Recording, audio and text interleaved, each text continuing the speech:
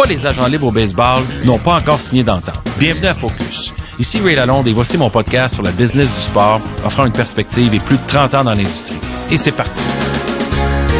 On est à moins d'un mois de l'ouverture des camps d'entraînement du baseball majeur. La Ligue des Pamplemousses, la Ligue des Cactus, les matchs préparatoires, il y en a de nombreux, jusqu'à la fin mars, début avril, quand la saison du baseball commence officiellement. Et ce qui m'étonne, c'est qu'on est dans une position pour la deuxième année de suite où les meilleurs prospects comme agents libres, là, je parle pas de prospects recrues, là. Non, je parle de joueurs établis, n'ont pas encore signé d'entente. Comme j'ai dit, on est à moins d'un mois. Alors, on ne sait pas encore où les deux plus gros noms, par exemple, Manny Machado, joueur d'arrêt-court au troisième but, 26 ans, qui était avec les Dodgers l'an dernier, un ancien frappeur de puissance avec les Orioles, toujours pas d'entente.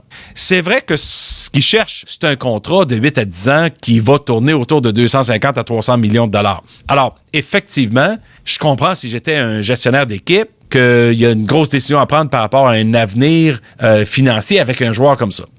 Bryce Harper, c'est le deuxième. Joueur de champ, voltigeur, 26 ans, avec les Nationals de Washington depuis ses débuts. Certainement un des 5 meilleurs joueurs dans le baseball majeur actuellement, agent libre. Joueur le plus utile à son équipe dans la Ligue nationale en 2015, pas d'entente encore. Il y a beaucoup d'équipes intéressées à lui, les Nationals, entre autres, qui ne voudraient pas le perdre puis le re-signer, les Dodgers, les Cubs, les Cards, les Phillies. Mais il n'y a pas d'entente. On est à 3-4 semaines du début du baseball. Il y en a d'autres. Il y en a au moins une demi-douzaine d'autres. Patrick Corbin, Michael Brantley, Craig Kimbrell, le releveur des Red Sox. Encore une fois, difficile à expliquer cette inertie du côté des équipes. Moi, personnellement, ce que je pense, c'est que les équipes ont compris qu'il y a assez d'argent dans le baseball, c'est assez rentable et profitable qu'honnêtement, c'est pas nécessaire de faire tout ce qui est nécessaire pour gagner.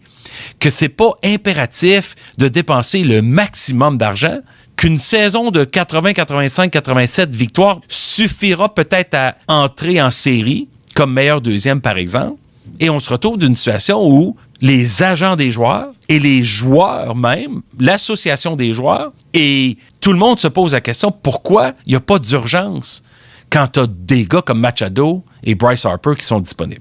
C'est quand même une question intéressante, puis ça fait 2 ans de suite, on dirait qu'il y a eu comme une certaine forme de collusion, une certaine forme de message entre les dirigeants propriétaires qui se disent, ben garde, dépenser 30 millions par année pour un joueur, honnêtement, je pense à des gars comme Clayton Kershaw et tout ça, c'est pas sûr que ça vaut la peine, les gars peuvent être blessés, ça peut être des lanceurs, ils jouent à tous les 4-5 jours, l'investissement en vaut peut-être pas la peine. Pourtant, le baseball n'a jamais fait plus d'argent, des records, des profits records, mais ça fait 4 ans de suite que les assistances baissent, puis qu'il y a des équipes qui disent simplement, peut-être que notre effort, c'est de la reconstruction plutôt que de la compétition. Et dans ce cas-là, on va développer nos joueurs, finir plus beau au classement, ça veut dire qu'on a des meilleurs prospects dans le repêchage, comme dans tous les sports, et que ça ne vaut pas la peine de dépenser sur des grandes vedettes qui coûtent littéralement un bras. Les agents, évidemment, essaient de s'expliquer. Puis il y a une certaine forme de réaction négative de la part des joueurs.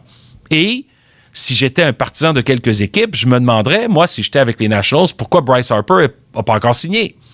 Parce qu'il n'y a pas l'impression qu'il va quitter, mais d'un autre côté, on voudrait le revoir avec les Nationals. Alors, c'est compliqué, ce dossier-là. Et ça m'inquiète beaucoup de savoir qu'il y a peu d'intérêt avec quelques semaines à faire seulement.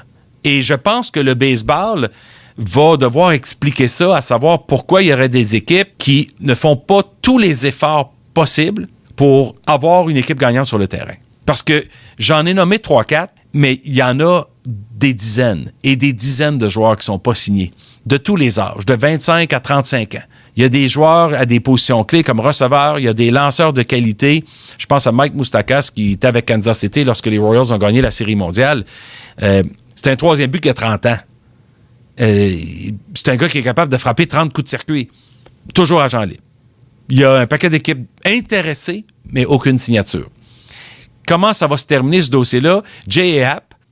J.A. Happ, là, c'est un excellent lanceur. Et puis, il a 36 ans. Il cherche une entente autour de 20 à 25 millions. Il y a des équipes intéressées, pas de mouvement. C'est vraiment consternant, cette situation-là. Et je ne sais pas comment le baseball va s'en sortir, mais je sais une chose, c'est que ça sent mauvais et c'est pas bon pour l'image du baseball avec vraiment la saison à notre porte que les équipes sont pas capables de signer les grands noms. Et surtout, ça devient inquiétant pour les joueurs qui n'ont pas encore de contrat, qui ne sont pas des grands noms, parce que ça se peut qu'eux se fassent simplement exclure de l'équation et donc qu'ils perdraient des sommes d'argent importantes parce qu'ils seraient obligés de signer à rabais avec leur équipe respective.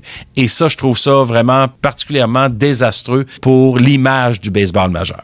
On va en reparler à une autre occasion au fur et à mesure qu'on se rapproche de la saison. Merci d'avoir été là à l'écoute de Focus. Suivez-moi sur Twitter @RealRayLalonde. Partagez le podcast avec vos amis, collègues, membres de votre famille. Redirigez-les vers SoundCloud ou YouTube. Ici Ray Lalonde. À très bientôt.